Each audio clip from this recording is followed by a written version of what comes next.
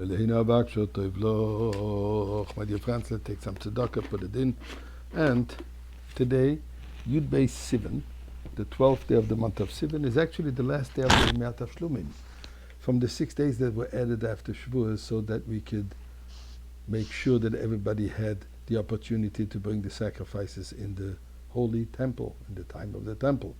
Today, we also mark the day but not saying Tachton. In other words, it has a feeling, it has an aura of Yom Tov. Which Yom Tov? As we just said, the Yom Tov of Shavuos. What happened on Shavuos? We heard the voice of God.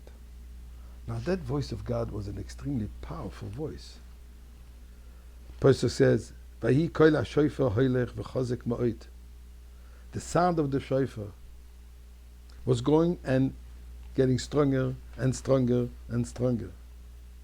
And God would answer in a voice, as the Pasuk says, and that voice of God was heard throughout the entire universe. As we have spoken, there was not even an echo. The whole world was permeated. Everybody was trembling. Everybody was shaking by hearing this powerful voice. Now, interesting, this same voice was heard by Moshe Rabbeinu just about on a regular basis.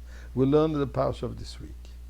When Moshe Rabbeinu would come into the tent of the meeting in the Mishkan, in the traveling temple in the time of the desert, Ledaber itoi, to speak with him, he would come in his conference room, so to say, in his room where he would have conversations with God. And what happened there? Vayishma es hakoil medaber elov, and he would hear the voice speaking to him, me'al hakaporos, the voice that would be speaking from the two cherubim,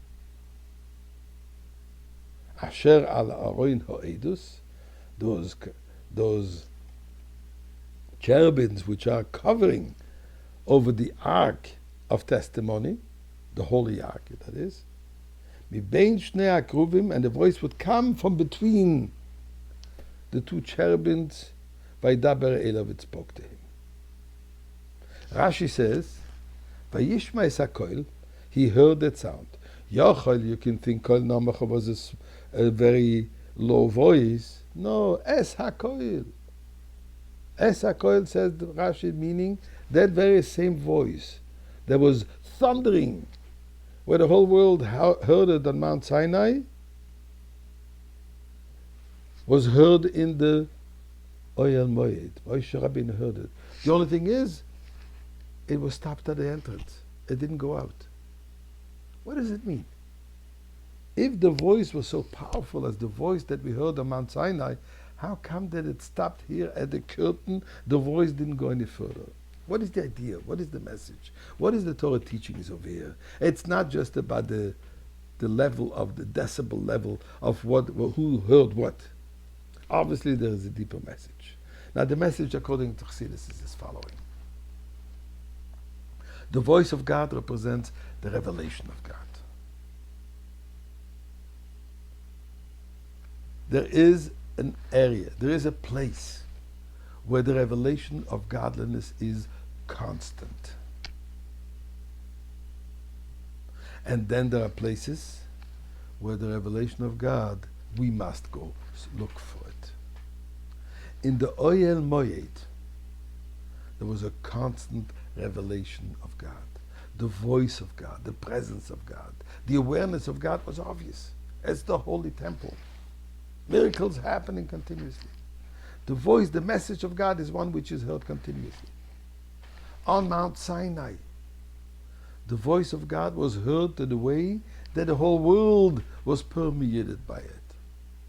But says God, that voice, if this is going to be heard all over the world continuously, if this presence of God will be so revealed, so obvious, so permeating every dimension and every detail and every aspect of our lives, of the world, in a conscious, in an aware level, what are we going to do?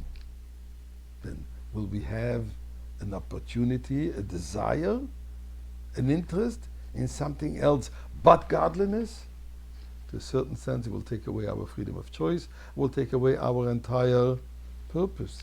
Our entire purpose in this world is for us to reveal God, where the voice is not heard.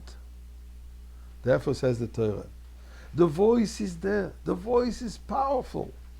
There are times where God lets you hear it, and there are times that we have to open the ears to hear it. In the Ohel Moed, Moshe Rabbeinu heard it. Outside, we got to look for it. And that's what the Mishnah says, Yogato, you will seek, Matzasa, will find. So Eibishter, we've been seeking for a long time, throughout exile. It's time now to find that voice, that revelation in the Beis HaMikdash through the coming of Mashiach now.